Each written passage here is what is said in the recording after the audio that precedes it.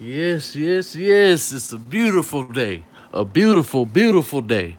We've been talking about it for the last week and a half, close to 2 weeks, and the shit has finally happened. So, welcome to Third Coast Sports TV 2. I'm your host, Wink, and am so happy. I'm going to allow a few of y'all to go ahead and get in here so we can go ahead and talk about this Mike Vrabel situation and what's going on, Mr. Killer KB, man.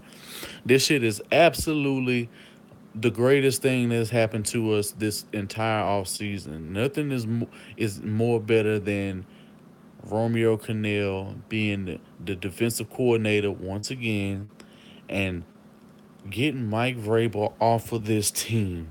The only other way he could have stayed on this team is if he would have went back to his old position. And I had been saying that shit for weeks. I've said it in previous roundtables. I said it in previous things. And it is a great day in Houston, Texas history that fucking Mike Vrabel is gone. I want people from, I hope Tennessee Titans fans join this stream and go ahead and take it from us as Texans fans and let them know what they in for and what's going on, Braylon, what's going on, Robbie, what's going on, Real Family.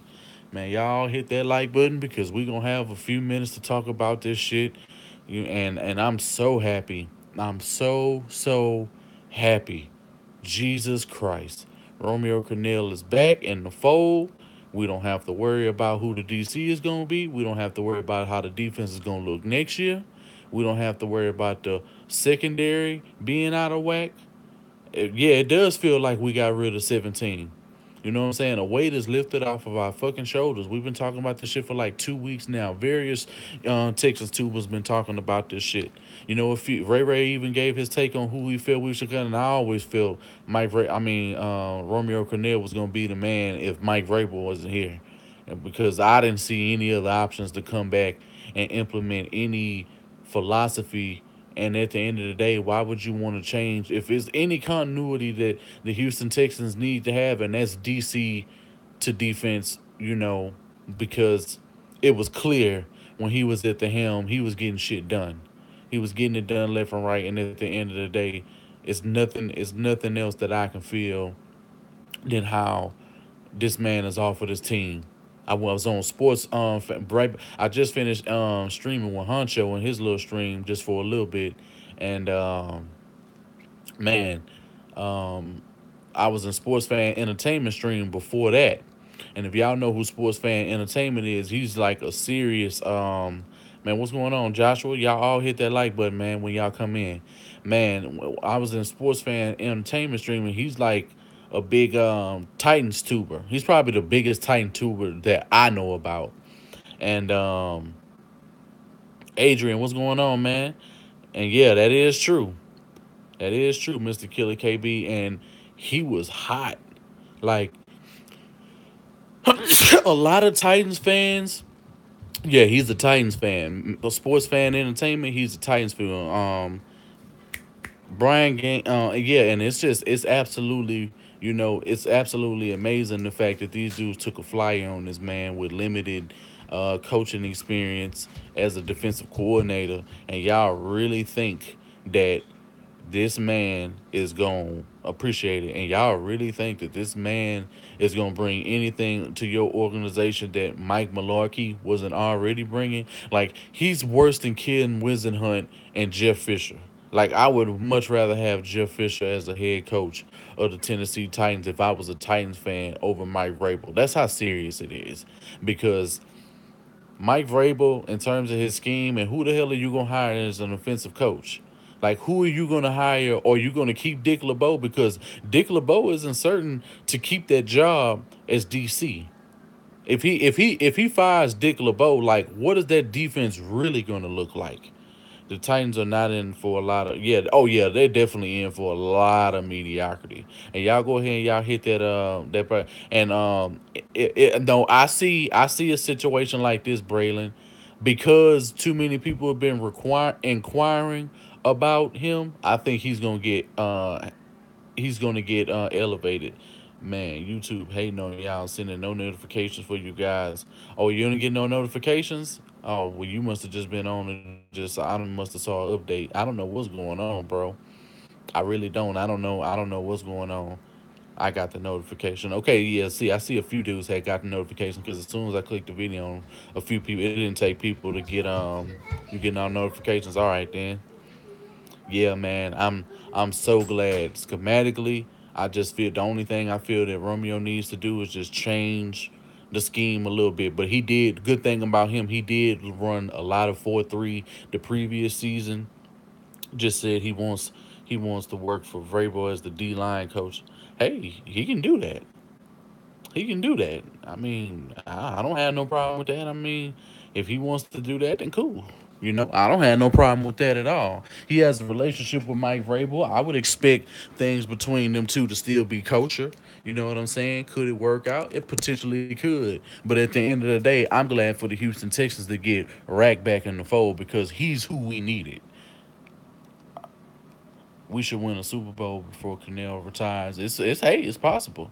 Isn't Chip Kelly head coach in college? I think he is. I'm not sure what team he is, but he would Chip Kelly with with Bill O'Brien on this team, especially with Deshaun Watson and the fact that his run passes and his schematics and his schemes are so fucking elaborate, man. Like we talking about some trick plays and so, and being a lot faster offense. The team already operates at a high tempo when when Deshaun Watson was at the helm. Can you imagine how much faster this team is going to play if we have a coach like Chip Kelly or Todd Haley calling plays for the Houston Texans?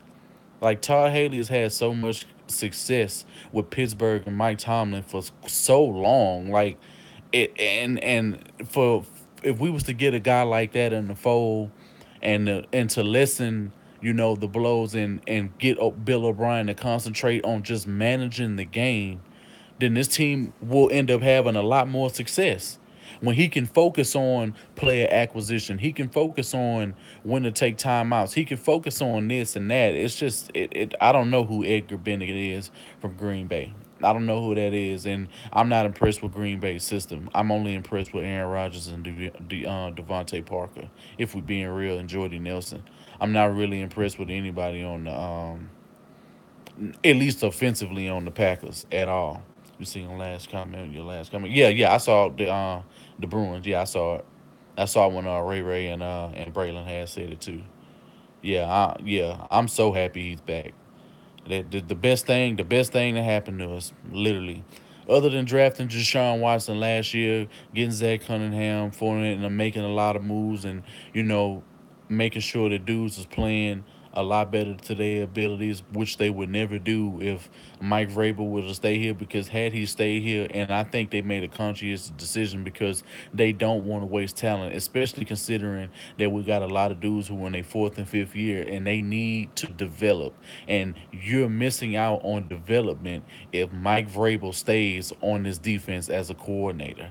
I just don't trust it. And the secondary fell all the way off. And the fact that you get rid of John Butler when it wasn't even truly his fault, it was the players and the coaching, the play calls. Because before Mike Vrabel, John Butler was like one of the best fucking defensive back coaches in the league. Like this was well known. John Butler was that dude. You know what I'm saying? And him and London Charles. Charles London. You know what I'm saying? They were good position coaches, and now they're not even with the Houston Texans no more. And I think Bill O'Brien saw that with the abysmal take that we had this year for defense. So a lot of dudes were leaving. A lot of dudes just felt they weren't going to progress, and a lot of dudes just feel like I'm not going to waste any more time or talent on this team when we don't even have a coaching staff in order. Especially considering that Bill O'Brien has fired a coach each and every year since he's been on this Houston Texas franchise, and that's not good. His turnaround is fucking ridiculous, but nobody wants to talk about that. But he's such a great coach, though. Great coaches don't have to make firings. All they have to do is make adjustments, make sure those adjustments are implemented, make sure that the players are executing on a high level, and that's how you win games. And it was clear he wasn't doing that because we stay losing to teams that are well over 500. Like the fact that we can't beat teams other than like Cincinnati a couple of years ago. That season when we beat the Jets when they were a good team. I mean, outside of a few outlier games, we have not played well against the better teams in the league. We had the Pittsburgh game. We had the Cowboys game. We had the fucking Patriots game. We had the Seahawks game. We had a lot of games, and we just let them slip away. We had the Packers game last year. I saw starts of all wide receivers drafted in the last 2 years, and all of them having one catch or some shit. The best one, Coleman of the Browns, with three touchdowns and went full away. But oh yeah, yeah, yeah, yeah. In terms of that draft, yeah, Fuller was by far the best wide receiver taken, and a lot of dudes was shitting on him when it came with draft, and dudes was talking about he was this and talking about he was that. But at the end of the day, he improved his hands, regardless of how many catches he caught. He caught the ball, and at the end of the day, that matters. And he was doing it against good corners and was getting a lot of touchdowns. You cannot concede the fact that he was a much better football player in his second year. He made a huge jump. It was unfortunate that he broke his shoulder, in training camp. But had he not broken training camp and he would have been in that Patriots game, shit looks a hell of a lot different. And as well as the Cincinnati game and the Jacksonville game. I think him being in that game and without them letting go Jalen Strong and implementing him and keeping him on this team, it's no telling where this team could have went, considering the depth problems that we had after a few guys got hurt in the receiving core. It just didn't make any sense. Um, I'm wondering if the Texans will start interviewing for new DC. Bro, do you not know the news? Rack is back at DC. You must ain't heard yet. Rack is back. You think we should get Ezekiel Honeywinkle or put? No, we need to put Clowney at right end. I want him rushing over left tackles. I want Whitney Merciless. I want him and Whitney Merciless on the line in the 4-3. I want J.J. Watt as a situational pass rusher at as a situational pass rusher as an outside linebacker. And if he's going to cover, I only want him to cover dudes like Kelsey and Gronkowski because of size, and he'd have his ability to run with them, and he knows the route tree. So, oh yeah, and yeah, Watson is going to be throwing touchdowns left and right and center. Yeah, you damn right. What about left outside linebacker? I'm saying J.J. Watt. I want him to be a left outside linebacker. From there. Hey, what's going on, Tato? Welcome to the stream. I never seen you before. Go ahead and hit that like button and subscribe if you're not subscribed to Welcome to Third Coast 2. Wink, we're going to be a 4-3 next season. I mean, I'm pretty sure we will be, because at the end of the day, I think Rack is smart enough and he knows the benefits of us running that scheme. And he was running 4-3, the year prior when we were the number one defense. So Rack knows what he's doing. I'm not worried about him at all. Uh, Rock will know what to do with JJ, since we'll have to wait and see. And that's why I'm saying Rack Rack will do some shit like put JJ Watt as outside linebacker, as a situational pass rusher with stunts.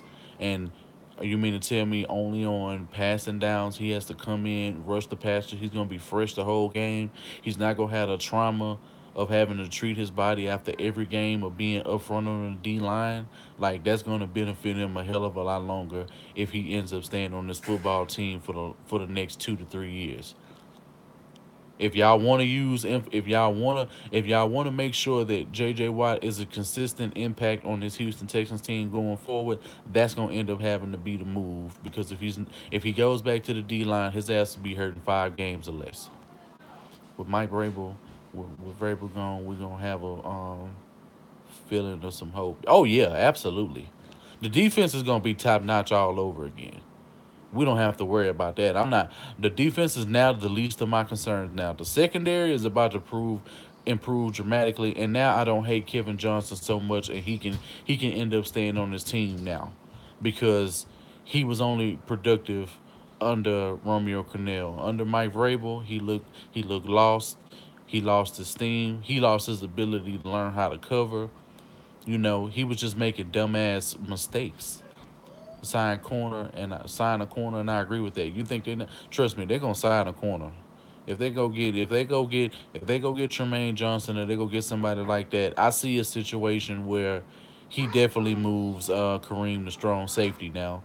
And the fact and Kareem, he's definitely, after observing and knowing that Kareem can blitz and get off the line.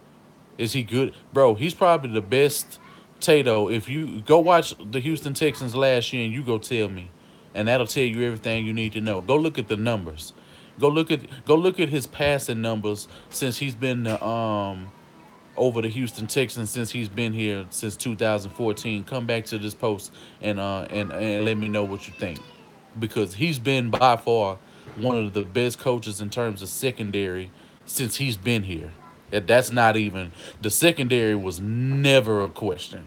We were talking about safety, but even safety was even their wounds were even covered up by good DB play, good pressure, and good schematics. That's something and good play calls. This is something that he does. Here's what I would do: sign Butler and draft Anthony Barr from Bama. He was number one against the pass last year, bro. No, we were number two against the pass last year. Denver was number one, and I think number two against the rush. I know we were one of the we ended up being one of the top rushing teams because at first we were getting our asses handed to us in the run game, and that's how it was the previous two seasons with Romeo Cornell. But I think we don't have a high enough pick for Anthony. Yeah, I mean, I see us being able to creep because I saw Ray stream last night and he was talking about I think he was him and Paris were kind of talking about in terms of where we could get in the draft and we actually don't have enough equity to go all the way up to the first round. And nor would I even want to go to the first round this guy because if this was Rick Smith and he was here, then I would say yes. But I don't know what the hell Brian Gain is, and considering some of the moves he's already made in the past before, he went off to the Bills. I just don't know. You know what I'm saying? So I'll have to wait and see if he hits on something. Like, and it is what it is. We don't, and I agree. What you agree on, Ray Ray? I forgot what I just said, but I'm less concerned about our secondary. Exactly. The secondary. It's an issue. We're gonna fill those holes, but I don't really see it because schematically and discipline wise, Romeo Cornell knows how to get this team right, and they know that he's a real leader of men. What they were trying to say that Mike Vrabel was, but I didn't see him lead nobody. Anthony is rated as a third rounder. Okay, that's good. What game would do versus Smith? Yeah. Shit. I mean, we can't act like Rick hasn't been aggressive in the last couple of drafts. He had been moving up, which was very uncharacteristic about him, which nobody had really been talking about. He had been making risky moves in terms of free agency, at least what was thought of as risky moves, and things that were being put on him. But nevertheless, the Houston Texans free agency started to get over the last couple of years a little bit more aggressive in terms of they spending and players that they were willing to go get. Bust or not, at the end of the day, the attempt is what we have to applaud because if he wasn't making the right attempts to go up and be aggressive, then we would still be complaining. So it's going to be a hit or miss one way or another. He's no longer here, so he won't be a factor, and nobody will ever have to worry about, what he brings to this team or not. I honestly think average any dude shit. Kevin Johnson is honestly is average, but under Romeo Cornell he looks great. Is Romeo the best DC in the league? He's top three. He's definitely top three. I'd say one a bit if we talking what I've seen him do with lesser players, especially considering the fact that you can lose a top three player in the league at a defensive position and still be the number one defense. I understand, it was yardage counts, but and we were still a top team even in points. I think we were like 11 in points. Hey, that's better than 21 other teams in this league, and I'll take that. Ray just needs to get the best out of his players. He's always done that, Ray. So that's never been any. Oh, Rack with Deku is scary. Rack coaching Deku, and watch how much better Dylan Cole. Oh my God, just talking about this. Watch how much better Dylan Cole, Bernardrick McKinney is about to be good again. And watch how good Zach Cunningham are about to be with Romeo Cornell as the DC. I cannot wait. I swear to God, I cannot wait until OTAs and all of these mandatory mini camps and training camp starts, because this is going to be a sight to see. Man, you have no idea, man. I got plans tonight when I get off the stream with y'all. But I'm saying we drafted Marco Jones, Deshaun Elliott, and Hilton Hill. I don't know who really any of these guys are right now, so I'm gonna end up looking into the draft once the Senior Bowl happens, and I see John Harris point out some guys, and then I'm gonna pay close attention to Parrish and Darren and any other people who are real good, or are real good at scouting.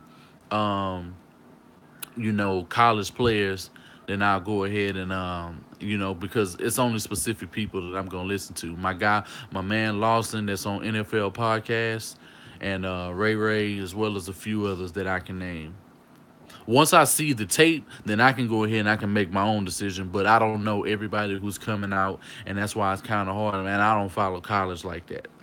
But I'll definitely be streaming the draft when it comes, and I'll definitely be streaming and making a lot of videos once free agency gets here, in a month and a half.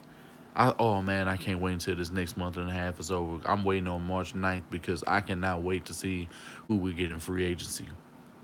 I want us to be aggressive and at least get two, three top players that we can that first week, and that second week and third week. I want us to fill all the role players we can from top to bottom. Leave some money so you can still pay your draft class, as well as making moves later on down the line. And I definitely say we need to get Eric Reed. Eric Reed along with Andre Hal, and having Kareem Jackson as a dime safety or something of that notion will be lethal on this football team. And if you move J.J. Watt to situational pass rusher as an outside linebacker, is going to be ferocious. And having DJ Reader, Carlos Watkins, Jadavian Clowney on the outsides as 4-3 DNs, that's fucking abusive. That's child abuse. Eric Reed won't come in because it's off field. I mean, I don't. He doesn't have any off field issues. If we're being real, he doesn't get in trouble. The fact that he believes in something, and he doesn't believe his government and shit are two totally different issues. Don't get me wrong. I would like or agree.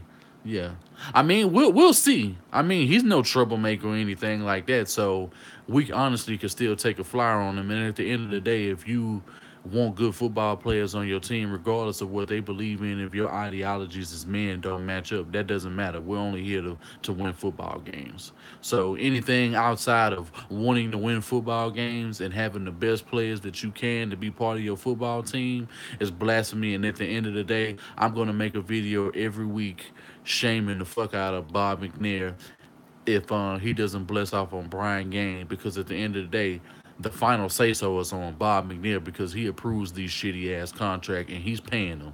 So he must like throwing away money, because he was throwing away money on Brock Osweiler as well as other guys in this organization. He's still throwing away money on Brian Cushing, if you ask me. He hasn't said, hey, we need to get this dude up off of here. You didn't got busted for PEDs and all kind. Sherman to Houston, I would entertain it in a heartbeat. Him with Deku, you get Tremaine Johnson on this team. You have length, you have speed, you have playmaking ability. You can press man. You can press blitz. Like, so many things could happen if Richard Sherman, and he brings a different dynamic and attitude to this team that we've never had in the secondary ever. True be told, Wink, we can move up, but it require. I don't want us to move up. The most I want us to move up is maybe the second half of the second round. But at the end of the day, I don't trust Brian Gaine to because he'll throw away too much entirely to try to move up in this draft class. And considering the fact that we have 2 seconds next year, first, depending on where that pick is going to be, on top of all the rest of our draft equity, I'm not willing to give that up. So I'm willing to go ahead and get the best free agents you can, potentially move up to the second round if need be, and spend or just utilize the best chances that you can on those third round picks. You have to hit on every single third round pick and make sure your scouting department is in place. Whoever scouts for the Steelers and whoever scouts for the fucking The Eagles is who I want on this team. Whoever does their scouting and whoever's in charge of that, I want, and in charge of player personnel or some shit like that. That's who I want on this football team. I don't want Bill O'Brien making any other choices, and I don't, because at the end of the day, he can't even make good choices on the field. But I'm supposed to trust him in charge of player personnel, and when I know his type of guys are dudes like Brian Hoyer, Savage, Mallet. I could go on and on about Bill O'Brien, guys. And at the end of the day, I'm done talking about that because this dude does not know how to implement talent when he has it on his football team. He'll still fuck around and end up having like 4 or 5 running backs next year, using up useless roster spots when we could clearly have better players at other positions that need to be deeper, like wide receiver, edge rusher, and cornerback, which was very obvious. You know what I'm saying? You need more safeties. You need maybe an extra dime backer who can a dime backer who can actually blitz or cover or something along the lines. You can have one guy blitzing on the other side while the other dude is still in coverage. It's a lot of things that could go on with this team, and the fact that we got Romeo Crennel back as DC is monumental for the Houston Texans. Yeah, I just saw that, Darren. Yeah, I'm not gonna be streaming a lot longer, but I just had to give my take about dang, give Gaines, give Gain a choice. I am giving Gain a choice, Robbie G. But I don't. I've already seen what he's done, so he has everything to prove to me and and everybody else's fans. I'm not as reluctant to just hand over the keys and just tell this man that he's about to lead this franchise in the right direction, because at the end of the day, he's already made moves that's hindered us 2 years in a row already. So, you know, he is Sherman. If we being honest, he is Sherman. If we being completely honest, he might be a little longer. He may be a little longer. He may be a little faster. You know what I'm saying? Strength wise, they probably about the same, but it's he needs to get on the field. He needs to at the very most be a number two or number three. Um, he definitely needs. I would much rather have him on the outside. You know, you know what I'm saying, or potential safety. You know, that's what I figured they were gonna end up using him for. And I think we need to bring dudes like Denzel Rice back in training camp, because before he broke his leg in training camp against the Patriots, he was balling the fuck out, and I thought he had a real chance of making this team. So I definitely in the offseason they definitely need to bring him back, see where his leg is, see where if he still can play. You know, make sure he's still in good football shape, and we can mold a secondary on top of having dudes like Tremaine Johnson, potentially Malcolm Butler. You know what I'm saying? Who's to say what kind of input that Romeo Cornell is going to end up having on the draft and in free agency of what he needs on defense to end up being successful? I mean, if he's going to consult with Bill O'Brien, then in virtue, I would think he would at least have to afford the same respect to Romeo Cornell to run a defense. I mean, it would only make any sense if if you're not going to hire an offensive coordinator, then I believe you would have to consult with Bill O'Brien on every single move. But in terms of the defense, I think you would definitely have to consult with Romeo Cornell, and like I just said, he's earned that respect. Deku is like 6'2", 6'3". We're gonna be a huge problem next year. Yeah, you absolutely right, Art of Dialogue. I'm not worried about it at all. This becomes a top defense all over again. That's why we're making the videos now. And I'm so glad. Yeah, D Virgin was pretty nice, but Denzel Rice was better. They looked the same when they were on the field. Sometimes I couldn't tell them different because they both had the same kind of dreads and shit like that. But they definitely need to come back as in the off season and talking. Are you talking about Fitzpatrick? That strong safety from Bama. Now Fitzpatrick is a corner from what I heard. Yeah, but I don't know who Darren is talking about, but he might be talking about Fitzpatrick. And with our defense with the King Deshaun Watson, absolutely. You got Deshaun Watson with a defense that can play top five, top three all over again if the right moves are implemented and he gets his hands on second year rookies and he's gonna be in charge of their core development. Are you kidding me? Bro, the Bernardrick McKinney is going to be back to getting 120 tackles, and he's going to be far more effective with Romeo Cornell than he ever would have been with Mike Vrabel. With Mike Vrabel, he looked slow, sluggish. He was out of place, and he was being outplayed by rookies in this scheme. Point blank. Under Mike Vrabel, the rookies look way better than Bernard McKinney, in my honest opinion. In my honest opinion. I mean, I like Bernard McKinney, but I can't sit here and act like he was the best middle linebacker that played for us this year, regardless of what the stats say at the end of the year. Yeah, that's what I thought. I thought he was like 6'3". And at the end of the day, I think we need like 6'1" between 6'3". I'm so sick of us.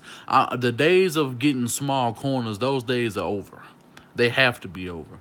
Zach Cunningham and Cole are going to be 100. Oh yeah, absolutely, absolutely. He's also going fourth overall, so no reason to talk about him. You're talking about Minka Fitzpatrick.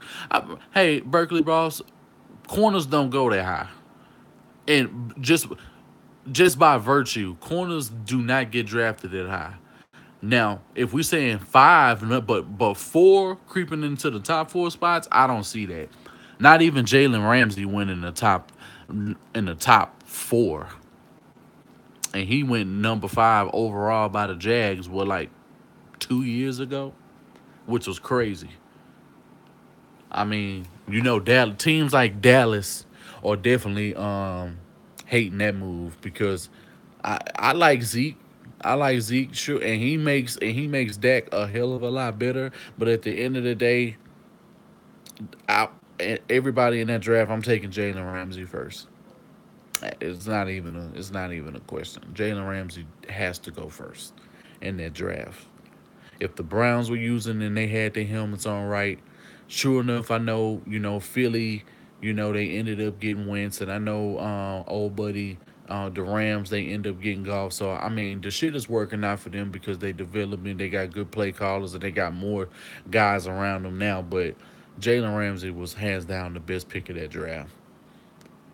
What are the odds we slide Cole inside and Zach the outside linebacker? Shit, that's what I thought was gonna happen this year anyway. If we being honest, and if you play Zach in a 4-3, then that you got coverage as a left outside linebacker, and um, you can still supplement and bring JJ in for passing downs when you want to do situational pass rush along with Whitney and having DJ Rita and Carlos Watkins and Clowney on the line, and you can still get pass rush from Cole or Bernard McKinney or safety or nickel blitz. The schemes can be so damn dynamic with Romeo Cornell back. It's ridiculous. It's very possible that he could have won the MVP, but I mean, who's to say? Tom Brady or somebody else was probably going to get it, and Deshaun Watson was probably going to get shafted. But at the end of the day, he brings an element to the Houston Texans that we never had, and he puts the team on the map. Because I guarantee you, we'll be one of the most talked about teams in the offseason, especially if we end up making the right moves in free agency.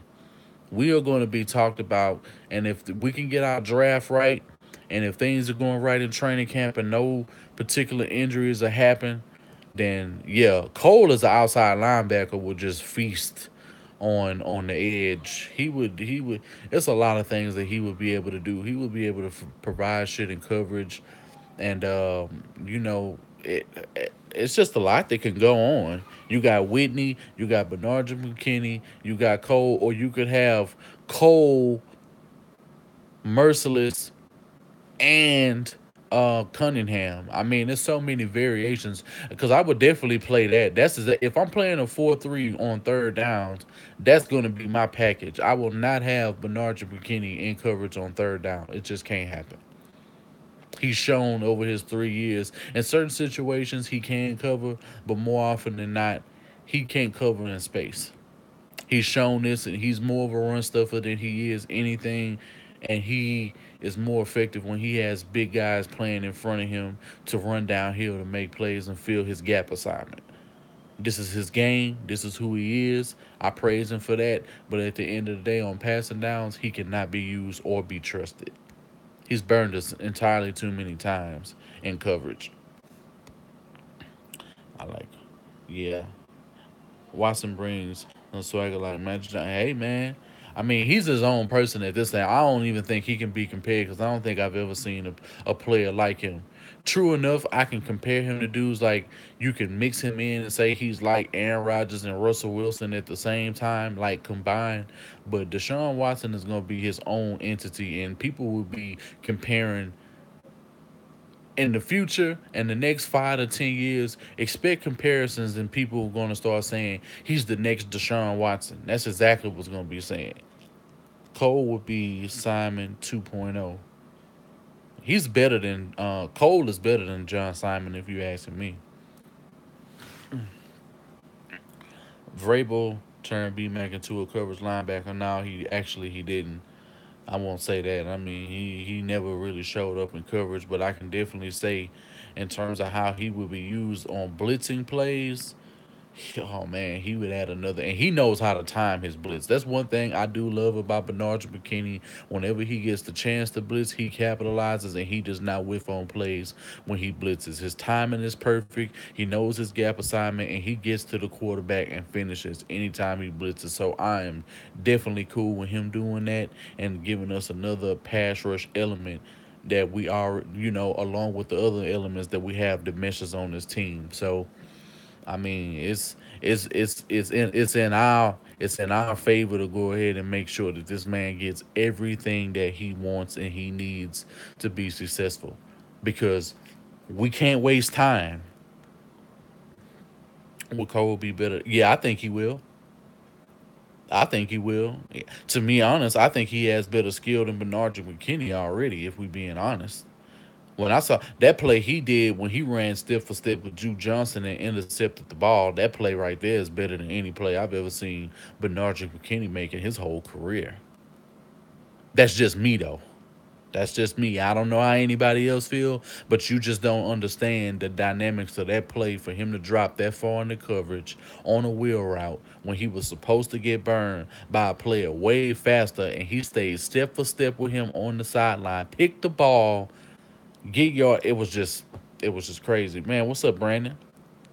They're about the same age. Yeah, Bernardjic is a little bit older, but they're not that far off in terms of age. But if you asking me personally, I just think Dylan Cole's development is about to skyrocket next year under Romeo Cornell. I'm saying this right now. It's not even March. It's not even Super Bowl, but I'm guaranteeing you, what unless injury happens, Bernardrick McKinney and Dylan Cole are going to have the hugest. And then he gets to coach DJ Reader all over again. You see, these are the type of guys that I'm talking about. Like, the more we're talking about this, you mean to tell me he gets to coach DJ Reader and Clowney again, along with Merciless again? And now he gets to coach Carlos Watkins and Deku. And now he gets to get his hands back on Andre Hal, and now he gets to coach up Gilchrist if we keep him as depth. Like, come on, man. The possibilities are endless. And y'all go ahead and y'all hit that like button. And I'm not forgetting about Cunningham. I already said Cunningham. We've been talking about Cunningham for the last few minutes. I just said Cunningham and Cole are by far gonna have the best jump next year, regarding other than injury. They're Oh man, it's gonna be crazy. Like Zach Cunningham in his first season already had like 80 some tackles. He made a lot of plays, and he was playing way better in coverage later on down in the season. You know what I'm saying? Versus how he was, and he was making a few rookie mistakes earlier on. But he was never a real detriment to the team, and he never really hurt the team. And a couple, maybe I could say the game where he probably hurt us the most was the Seattle game, and a couple of cover two plays. But other than that, I blame more so Mike Vrabel for even trusting him to be in that position and calling that play, because you couldn't expect him to be that far. Yeah, Deontay Foreman is going. Deontay Foreman, we gonna have to see, because he does have an Achilles tear, and most running backs really don't come back from that. But he's young enough, to heal up, and I think as long as he attacks his rehab good enough, and he's able to make plans. But I don't need them rushing him back. Don't rush him back, because we don't need another situation where he ends up getting he ends up getting hurt, and he doesn't end up panning out for us. I definitely want him to pan out. About damn time, bro. What go down? Shit. What's going on? What up, man? I'm a Titans fan. I'm confused. Man, hell yeah, we happy Vrabel gone. Man, he took us from the number one defense all the way to the 32nd defense. His play calls are fucking horrible. Horrible. He misuses talent. Even when he had JJ and Whitney Merciless, we were still losing games. His play calls suck. He can't coach, and the main thing, he can't coach all of a defense. He can only coach the front seven. The front seven in terms of running game, and being able to apply some. He doesn't have exotic coverages, and he doesn't have exotic play calling. So y'all can go. Y'all enjoy um, Mike Vrabel, Charles Maddox, because Mike Vrabel is horrible. He's worse than Ken Wisenhunt was for y'all. He's worse than Jeff Fisher. Y'all have no idea what y'all just did. Who do you prefer? I prefer Jeff Fisher, Ken Wisenhunt, and Mike Mularkey. Every coach that you guys have had over the last 12 years, I prefer over Mike Vrabel. He's that horrible. I would take right now. I would take Gus Bradley, that got fired from the Jaguars next year, right now over Mike Vrabel. Right now, right now, no question. He's that bad. Think of the worst coach. I would take Jim Caldwell, who just got fired over the Lions, right now over Mike Vrabel.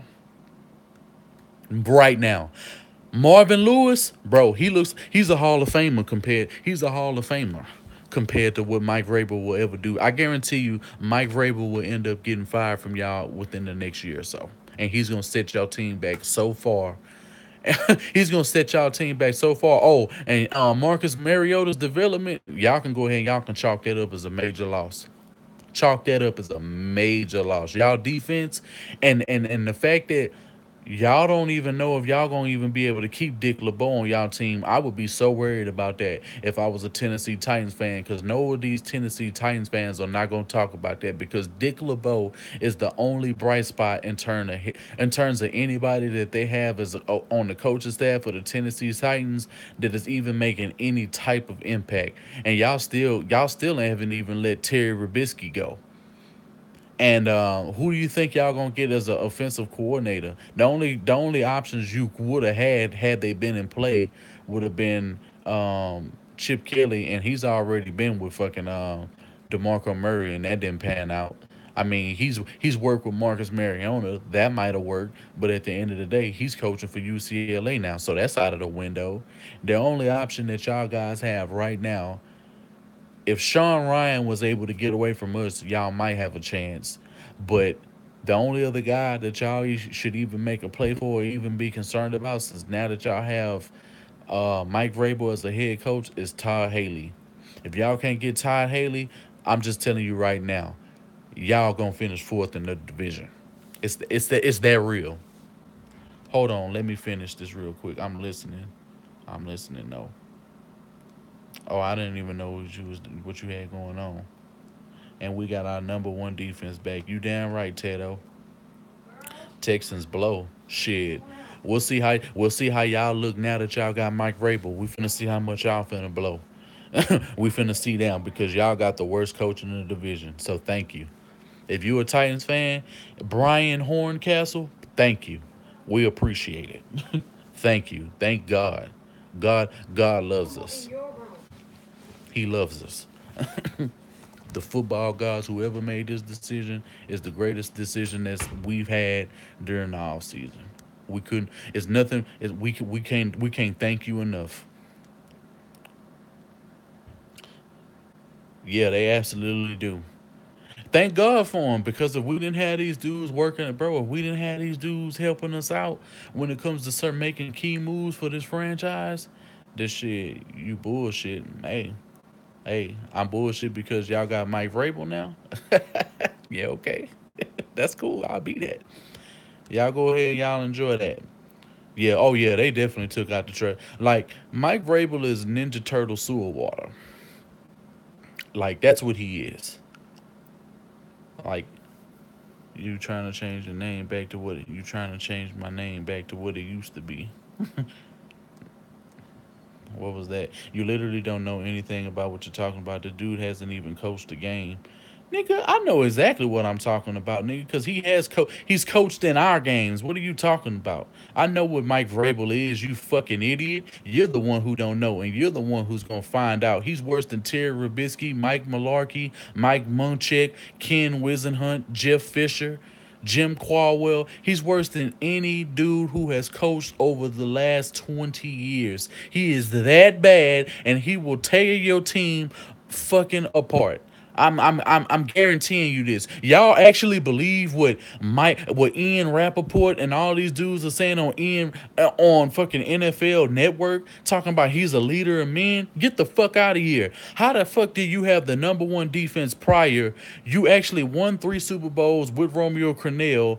You were under Romeo Crennel for 3 years and had the number two and one defense when you were under this man, and you take the team from number one all the way to 32. Get the fuck out of here. Playoffs, you won't be in the playoffs next year. So next question. You won't be in the playoffs next year because Mike Vrabel's the coach. Kiss that shit goodbye. That's all y'all gonna do. We kissing that goodbye today. That's over. And y'all barely squeaked in that shit. Like y'all were 9-7 along with Buffalo, and at the end of the day, y'all got y'all asses rammed by the Patriots. So at the end of the day, get the fuck out of here. We're not even talking about that. Y'all were never in contention, and y'all can never contend with the Patriots. We can contend with the Patriots. So what y'all beat KC? KC beat themselves. KC beat themselves. They took the foot off the gas. Like y'all really did something. It's a wrapperoni with cheese, exactly, bro. Go ahead and hit them with the line, Brandon. It's a wrapperoni with cheese. Y'all actually believe that y'all up on it, and you could have watched us play in the playoffs for with the rest of the Texans this year, bro. We knew the season was over for us. We don't care about our season. We know this was a throwaway season once Deshaun Watson was out of the picture. So we already knew what it was. You're not gonna hear Texans fans sitting here making no excuses about our season when at the end of the day, everyone around the league knows what it was. And don't you remember that 57-14 we hung up on y'all week 4? Oh yeah, rest my case. And how is it that y'all barely beat us? Y'all barely beat us. Y'all get a touchdown in garbage time to win the game when nobody was even playing the game, but y'all was still trying hard against a third string quarterback. Y'all had problems with TJ Yates in the game. Y'all have yet to stop DeAndre Hopkins ever. DeAndre Hopkins has been eating on y'all since September 2013. Y'all can't stop him. Y'all can't stop plenty of players on this team. And at the end of the day, y'all still got Terry Rabisky as well as a mediocre culture. And now y'all culture then got even worse now that y'all done hired Mike Vrabel. So it's a wrapperoni with cheese for y'all. Hopkins pushes off every play, but he's in the top three the last 2 to 3 years. Man, get the fuck out of here. Y'all can't stop him. He been shitting on y'all forever. Y'all couldn't stop Will Fuller either, because he was eating on y'all. He was eating on the Dory Jackson just like he was doing when he was in Notre Dame. Like y'all dudes, bro, get the fuck out of here, bro. The Titans are trash, bro. The Titans are limited in terms of personnel. Y'all wide receivers suck. Delaney Walker's the only good thing y'all have on y'all team. Y'all let Derrick Henry play second fiddle to DeMarco Murray, who's a fucking bum, and he's been behind him the whole season. Like these are the type of decisions y'all making, but you expecting to win football games. Literally, come on, bro. We don't even need to. You're right, man. We shouldn't even play this year. The Texans are the great. I didn't say that. You did. So thank you. I didn't say that. Just know. Just watch next year. Watch where y'all end up next year when Mike Vrabel takes over as coach. Don't believe me. Believe Mike Vrabel and what he's already done and what he's already shown to do when he's ahead of any position in the National Football League. He's not being coached. He's coaching men, and at the end of the day, he's losing games and misusing personnel, and he's a horrible play caller. Absolutely horrible play caller. So, yeah. Thanks, Brian. We really appreciate it. Yeah, we appreciate it. Trust me, we do. Because at the end of the day, y'all don't even know. The joke's on y'all. That's what I'm saying. The joke is on y'all. Like, y'all think Terry Rabisky's bad. And I've been keeping up with y'all. I know who's on y'all team. I'm calling out people who are on y'all team. Dick LeBeau, don't expect him to be there much longer. And it's gonna be funny within the next week or so if Mike Vrabel is getting his coaching staff together and Dick LeBeau is not calling plays for the Titans defense. Then where the fuck y'all gonna be at? Then where you gonna be at? Who are you gonna get as a DC? What, fucking Jack Del Rio? Like, get out of here, bro. Y'all acting like he was to blame for y'all loss. He was. What the fuck are you talking about? He was the reason. What are you talking about? You must wasn't watching the Texas defense this year. Under Romeo Cornell, we had the least amount of penalties. We were the best tackling team in the league. We were the best on third down, and we were creating pressure and we were winning games. The defense was solely winning games before Mike Vrabel got here. What are you talking about? That easily went away once they promoted Mike Vrabel to DC. The team was depleted. What's going on, G2X? Bro, you don't know shit about the Houston Texans defense, because at the end of the day, we still had other role players to fulfill in. And at the end of the day, he was making dumbass play calls that was getting us caught up. Because Texans fans, we can explain this, and y'all go ahead and y'all handle these lightweights in the comment section, because they don't know shit about the Houston Texans franchise. Meanwhile, I know who they players are. I know who's on their personnel. I know who's running shit for the Tennessee Titans. And y'all still got the likes of Terry Rabisky on y'all team. And like I said, don't be surprised if Dick LeBeau is gone within the next week or two. Don't be surprised. Don't be surprised. It's a joke, but the joke team hung up 57-14 on y'all in week 4. Yeah, it was no greater deficit than that game in week 4. Y'all were supposed to be this supposed good ass team. Y'all, the fucking bro, Marcus Mariota's a fucking bum. 13 to 15 TDs to interception ratio. That's horrible. That's horrible. He can't stay healthy. He makes stupid ass decisions. Like, he's not good. And y'all got Terry Rabisky still calling plays for y'all. And you know what? Terry Rabisky might end up staying on y'all team. Then what y'all gonna do? Yeah, true enough. Yeah, Derrick Henry may end up being a starter, but that's about the only good news y'all gonna end up having. And y'all getting a late pick in the draft. And y'all and who's to say what y'all can do in the first round that late? I don't see y'all being able to make no good plays, because at the end of the day, we're not gonna act like the Titans haven't been drafting early in the last 5 or 6 drafts. Like, ooh, they've been drafting early every year, with maybe the exception of this year, because y'all finally made it to the playoffs in the last 10 years. Y'all couldn't even win the division this year. And our whole team was so-called depleted, like you just say, and y'all still couldn't win the division. Y'all lost to the Jaguars. Y'all beat the Jaguars, but yet the Jaguars are in the AFC Championship, and you sitting back looking at them just like we are. The joke's on y'all. The joke's on y'all. Like, y'all swept them, but they still in the AFC Championship. You finna get ready to play the fucking Patriots, though. That's what I'm saying. So at the end of the day, you watching just like we are. Y'all ain't in the playoffs no more now, are you? Yeah, bro, Malarkey was a trash coach. Hey, we ain't disagreeing on that. Yeah, he was trash. But at the end of the day, bro,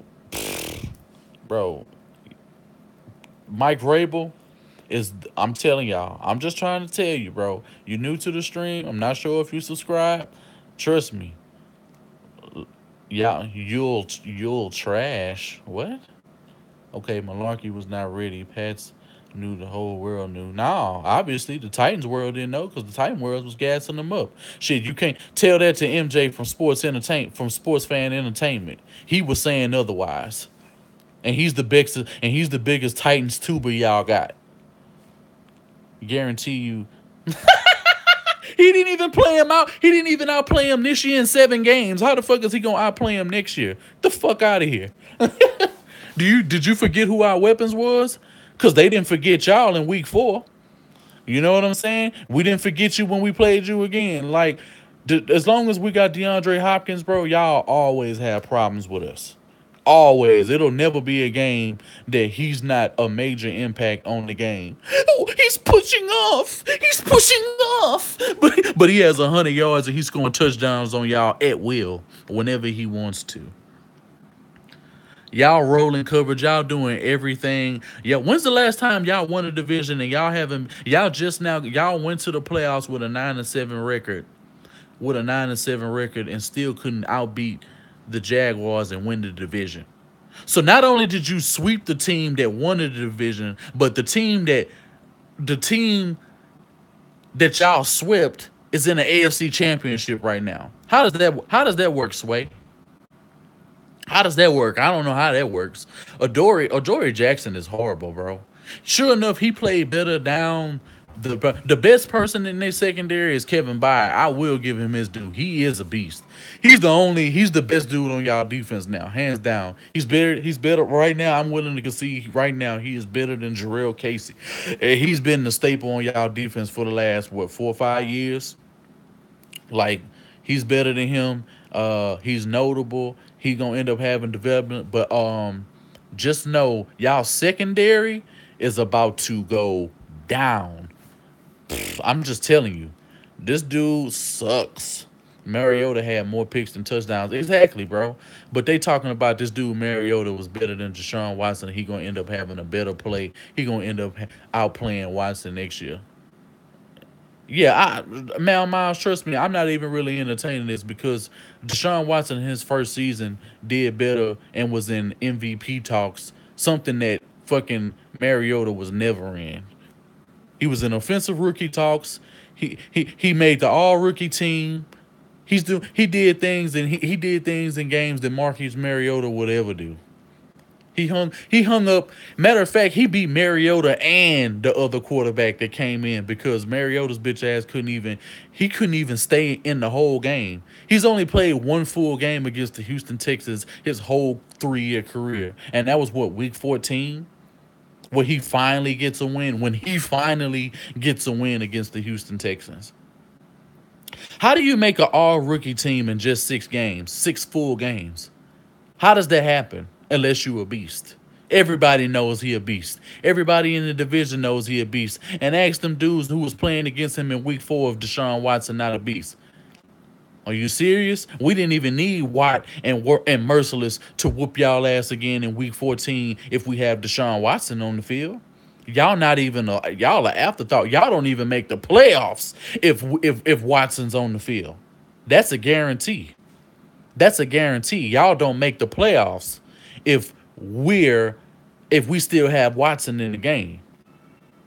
It's not even a bro. Dinah said it best. You damn right. Deshaun, exactly, bro. It's not even a game.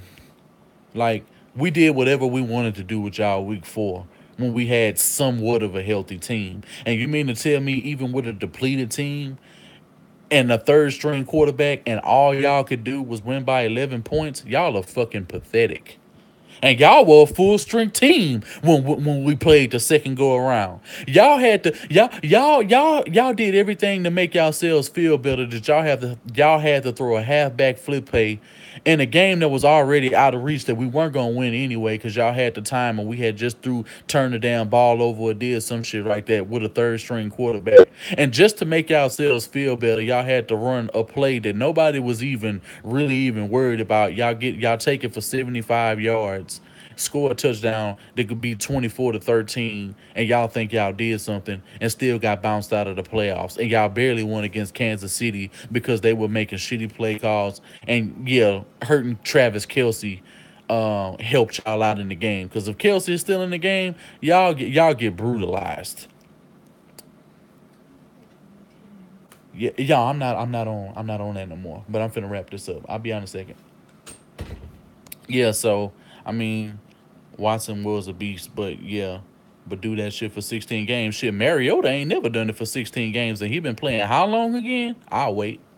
Yeah, so we don't even need to talk about that.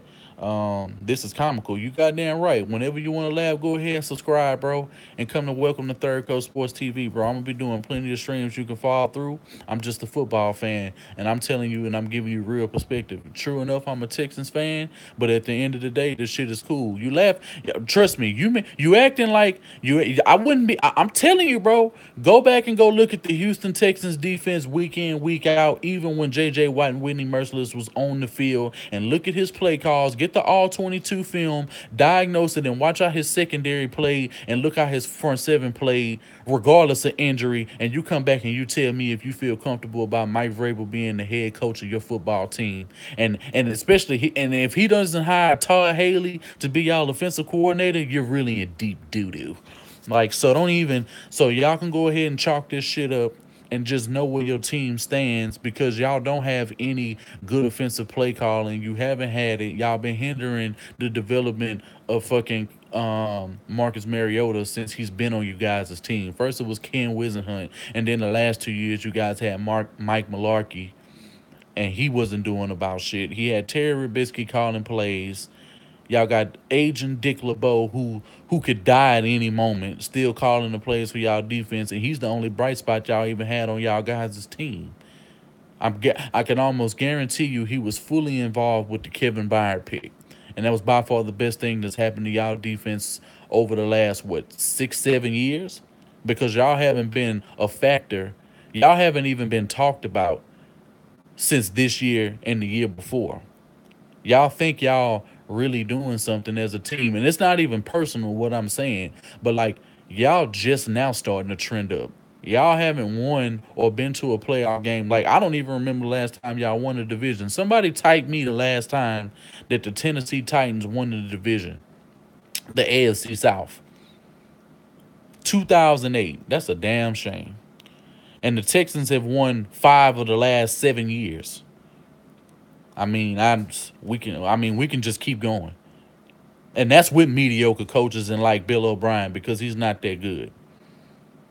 He's horrible. That would have probably been the best move for y'all. The best move for y'all, honestly, y'all should have inquired, and Sports Fan Entertainment, MJ did say this, y'all honestly should have inquired about Jim Schwartz, uh, somebody else, man, because, not trying to be harsh, right, huh? Right, it took Bud Adams to die to turn it around. To turn what around?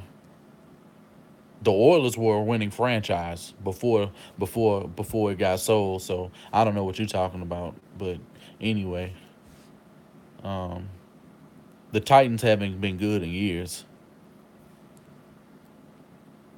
Marcus mediocre is trash. Yeah, I mean, it's a long time, man.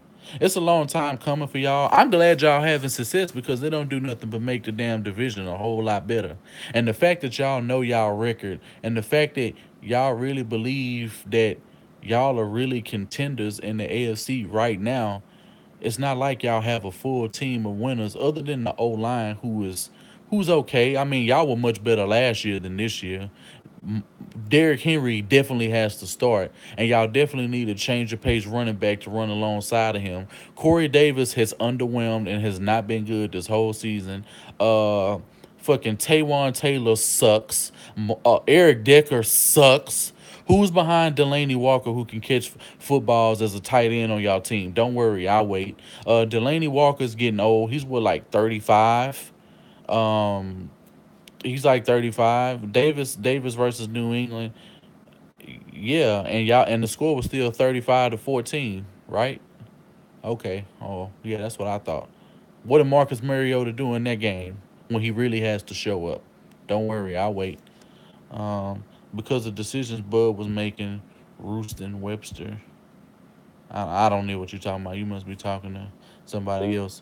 And one game, and you mean to tell me out the whole season that Corey Davis only provided you one good game of film, and you happy about that versus all the rest of the games that he didn't show up? Because I heard, and I tuned in on a weekly basis and made sure to see what Titans fans had to say about Corey Davis, and he was a non-factor in games. Rashard Matthews is probably by far y'all best option, and he's not even that good. He's easily a number two on any other team. And how are you credible, bro? Trust me. I don't have to prove anything to you. Trust me. I give good football analysis, and at the end of the day, I'm calling this shit why it is. That's why you're getting mad now. At the end of the day, I know more about your own football team. You don't even know our GMs, bro. Who cares about your GMs? At the end of the day, they ain't putting y'all in no positions to win. Y'all taking flies on dudes like Corey Davis at number 5, and y'all actually believed in Adoree Jackson to draft him as a top 20 pick, and he sucks. Like, this dude be getting handled. This dude be getting handled. He been getting handled all season. He strung about a good 4 or 5 games this whole season where he looked like he was a competent cornerback, and he gives y'all no fucking returnability in terms of I just said towards the end of the season he got better. I said that way before you even got here, Brian Horncastle, and I guarantee you over the course of the season, Adoree Jackson probably only has 5 to 6 games of good game film, and the rest of the games y'all was sitting here complaining, talking about what the fuck were we doing drafting Adoree Jackson, and it definitely showed early in the season. You can sit here and act like, oh, Adoree Jackson is a great pick for y'all, and y'all fucking lying to y'all selves. Big difference between your fans and our fans. At the end of the day, we willing to tell the truth about our players. We don't care if fans come in and talk about them being trash, because at the end of the day, we know they trash, and we just trying to tell you Mike Vrabel is fucking trash, and y'all franchise is finna get set back another 2 to 3 years. I bank on that.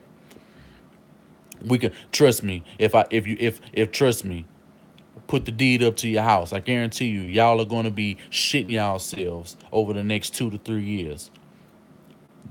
Marcus Mariota's development, you thought he was bad under Ken Wisenhunt, and you thought he was bad under fucking Mike Mularkey. Shit, watch how he's going to look next year when he's throwing the same amount of touchdowns and the same amount of interceptions that he did this year, and he's going to still make the same stupid ass mistakes that he was making. He's going to have to rely on fucking Delaney Walker the next 3 to 4 years because he doesn't have any other options to get him out of trouble. Who does he have to rely on, honestly? Cause y'all, do you think that Taywan Taylor, Rashard Matthews, and Corey Davis and Rashard Matthews are raw? Y'all really think that? Y'all really think y'all and Eric Decker? Eric Decker sucks. And it was so funny hearing off-season talks when y'all was signing free agents, and people actually thought that Eric Decker was gonna put y'all over the hump, him and Logan Ryan. And Logan Ryan is trash. Logan Ryan is so fucking trash. By far the best person that y'all have had on y'all secondary for years, other than when Michael Griffin used to be good years ago at free safety. The only dude that y'all have that's even worth a damn in the secondary period is fucking Kevin Byard. Everybody else, y'all might as well just kick rocks and just keep drafting secondary and keep implementing dudes and bring in some veteran free agents to coach these guys up, because y'all don't have any good people for them to learn from.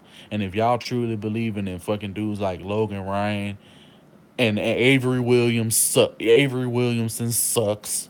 Um, y'all linebacking core is old. Like, y'all don't have a good D line. The only reason why y'all were even making any plays, if it was not for fucking Dick LeBeau calling y'all plays and him being the defensive genius that he is, to be able to scheme players for the talent that he has on the Tennessee Titans, y'all wouldn't win nowhere near the amount of games that y'all won over the last 2 years if it wasn't for him. Matter of fact, he's the only reason y'all were winning any games. Y'all ain't winning because of fucking Marcus Mariota. Marcus Mariota ain't winning games for y'all, really. Who do I think y'all should have hired? Honestly, bro, y'all should wait. Y'all should have waited. If y'all was smart, y'all should have waited to see what was going to happen with Mike Tomlin and his situation in Pittsburgh. If I hear rumblings about Mike Tomlin potentially leaving the Pittsburgh Steelers, and he done took a team to 3 Super Bowls, 1, 2, drafts well every year, knows how to get his defense right, knows how to get an offense right, knows how to draft receivers, knows how to draft outside linebackers, knows how to draft O linemen, and definitely knows how to utilize quarterbacks and running backs on his football teams, and is always in the competition to go to the Super Bowl or at least go to AFC championships. That's who I personally would have took a flyer on. But since y'all not that patient, and at the end of the day, y'all had more than enough time to sit here and wait over the next 2 weeks to make some real GM moves. And y'all should have waited for the dude from Philly, like MJ said, because that's who we honestly wanted in Houston.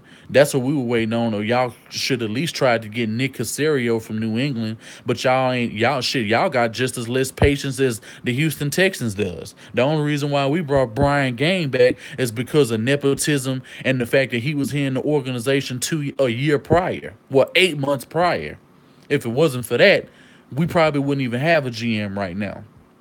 But at the end of the day, overall, we have a better football team from top to bottom than the Tennessee Titans does. The only thing that I can say that y'all have on us, period, is a O line across the board. I can give you that. But other than that, and we can probably say the running back situation is equal. I'd be willing to concede that, and I'll say y'all have a better safety in Kevin Byard. But outside of that, we're shitting on y'all on every other single spectrum of a football team. It's not even close. Like it's not close at all. And Marcus Mariota has underwhelmed as a NFL quarterback since he's been with the Tennessee Titans. Like he's just not been that good. He expect the Titans. I want y'all to be a sensible and good, notable football team for years to come, so we can get this shit popping like how the NFC South is. But at the end of the day, y'all not bringing enough to the table. And true enough, y'all showed NFL and people they were trending up on y'all way too quickly, just like they did with the Raiders. Now look where the fuck they at. Look where the Raiders are at right now. They on the couch just like the Titans fans and the Texans fans. Regardless, y'all made it to the playoffs, and at the end of the day, y'all on the couch just like us. So y'all don't have no room for discussion to sit here talking about where the teams is, because y'all regrouping just like us. And at the end of the day, y'all just made a vital mistake of getting way too ahead and believing reports from Ian Rappaport and all of these ESPN analysts and NFL dudes, because I'm telling y'all right now, Mike Vrabel fucking sucks. He sucks. I'm telling you, bro. This dude sucks. And I'm so glad that the Tennessee Titans picked him up. And y'all gonna learn. Y'all gonna learn real quick. Watch. Watch when y'all gonna start seeing them. Y'all gonna start seeing. I hear you. I just want to hear you what you would suggest. I gave you my suggestion.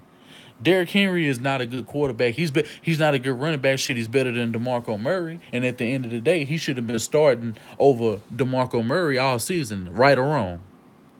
Right or wrong, Charles? Seeing what offense do you think Marcus should run? If anything, he should run them. He should run a similar offense to what we ran. He should run a similar offense to what we ran against y'all in Week 4. That's what he should be doing. But at the end of the day, he won't get an offense like that unless he gets a guy like Kyle Shanahan, unless he gets a guy like Todd Haley, unless he gets a guy like Sean Ryan that we have in our organization, who we are not going to let go to the to the Tennessee Titans. And what was the last question you asked? Oh, I was saying that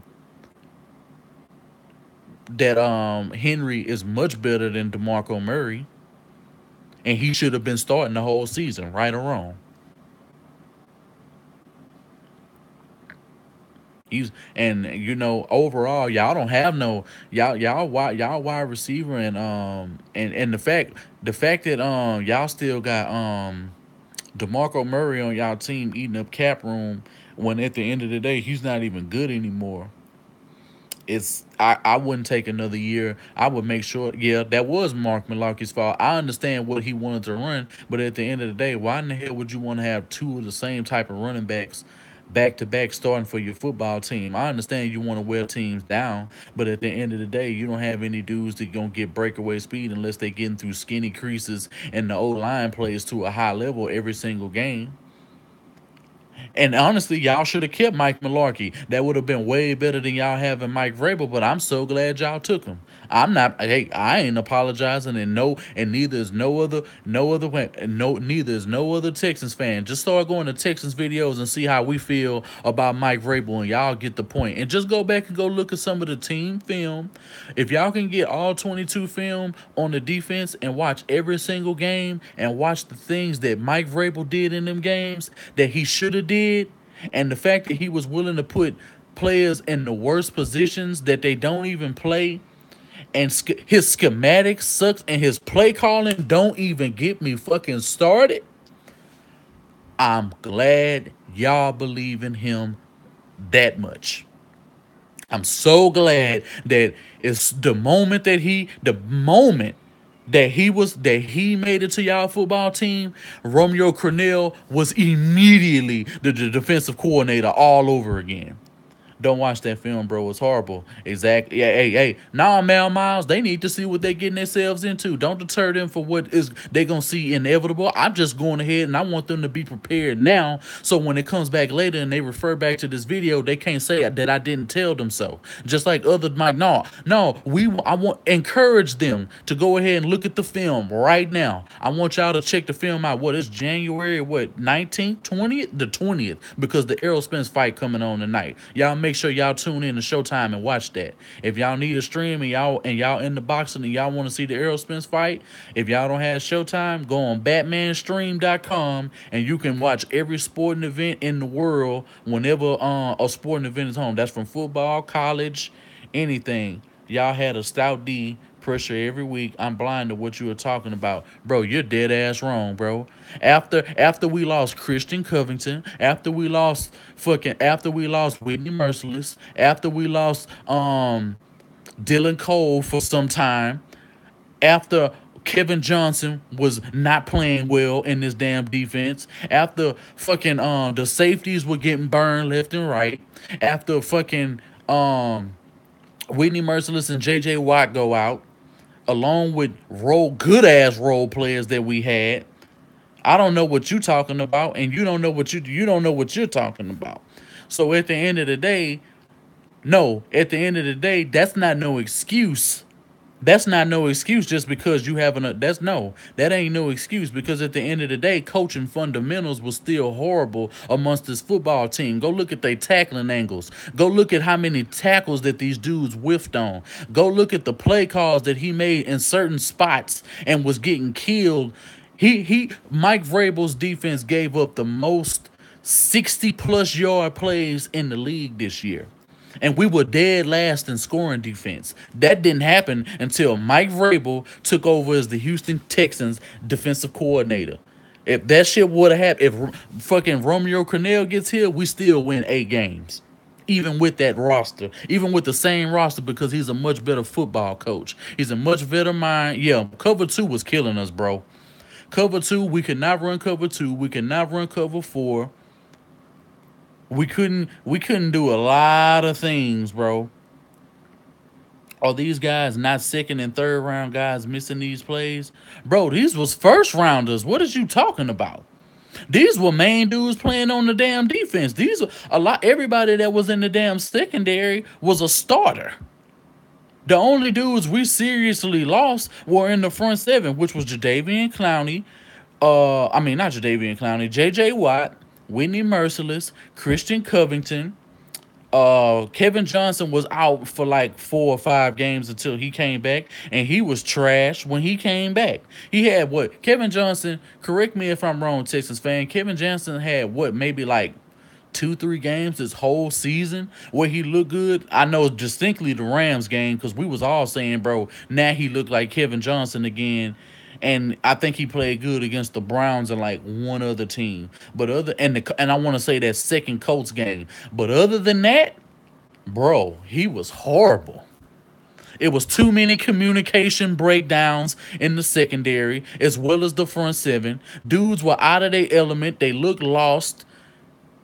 They couldn't get no cohesion. And at the end of the day, Mike Vrabel is responsible for fundamentals and play calls and making the schemes hard. So at the end of the day, it's about working smarter, not harder. And at the end of the day, this is what Mike Vrabel brings to your football team. You don't have to believe me. You can think I'm making all this shit, and I wouldn't be wasting my time. I would not. I would not waste my breath on a stranger on an opposing team if I didn't know what the fuck I was talking about. I'm trying to be your friend right now. I'm trying to be your friend, Brian Horncastle, fucking Sports Fan Entertainment, Titans Tube, Titans Up, all of these guys that y'all go that gonna end up putting videos about this dude. I'm trying to give y'all a heads up, and you are not listening. Bro, I said second and third string. Read. Bro, what are you talking about? Are these not second and third string guys, bro?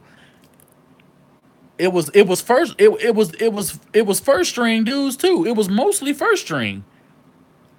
Bernard McKinney played on the field and he played horrible this season. Kevin Johnson, J. Joe, Kevin Johnson and Kareem Jackson was all starters. Andre Hal, starter. Marcus Gilchrist, starter.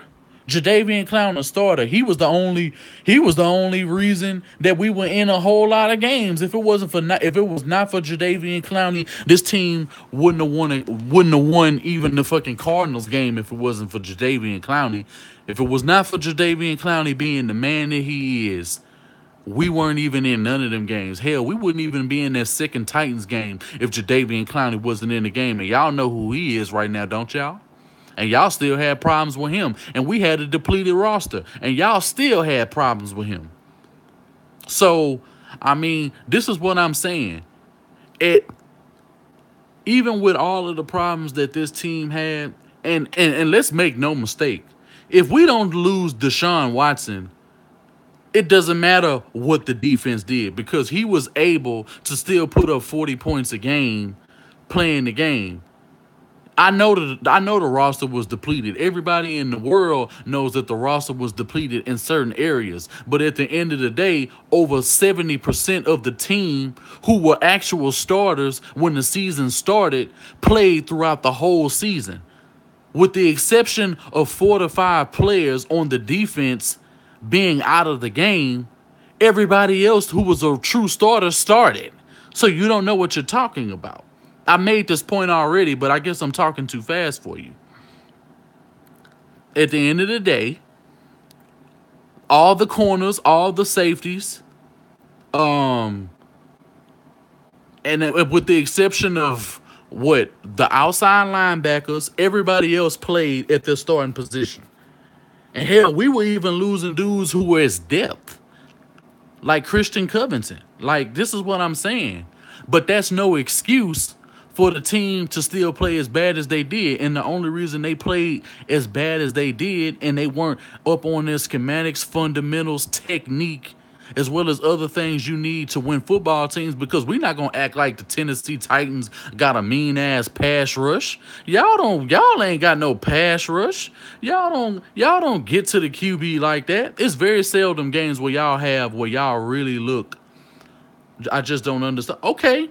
Like I said, Charles Maddox, go back and look. Oh, and trust me, Bill O'Brien is to blame too.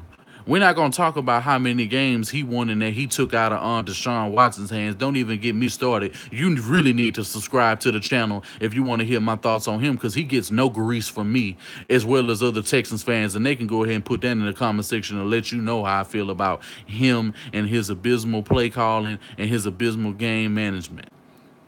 And he has the nerve to have a fucking attitude like he's some winning coach when he really isn't. So don't even get me started on fucking Bill O'Brien. Don't even do it. Don't even do it. Bill O'Brien was a major reason we lost games, especially the fucking Seattle and Patriots game, which we were clearly in. Hell, honestly, bro, let Bill O'Brien stink it up again. Y'all can have him. We don't care about having. It's some fans out here that really like Bill O'Brien because they really think that he's out here doing things, but at the end of the day, they don't watch football the way I do. And any real football fan who really knows how to address and put on film and see the coaching mistakes that this guy makes, and the fact that he doesn't let his nuts hang when the time has come to beat teams over 500. Yeah, I hope he does. I hope he don't. What's going on, Ferocious? Man, there's a lot of comment. I done been on this shit for a long time, and I don't want baby to get mad, so I'm gonna go ahead and I'm gonna cut this stream a little short tonight. Y'all make sure y'all tune in to the Errol Spence and Lamont Peterson fight tonight on Showtime, bro. And like I said, if y'all want to watch the fight and y'all don't have no damn, yeah, he been nutting up, bro. He been nothing up. He been nothing up since week 5, 2014 against the Cowboys in that overtime game when he clearly should have kept running the ball with Aaron Foster, but he wanted to throw the ball with Ryan Fitzpatrick and do stupid shit. So yeah, I'm getting ready to call the stream to a close. I'm gonna end up probably doing another stream tomorrow and talk more about this and get more in depth because we're doing a roundtable discussion tomorrow.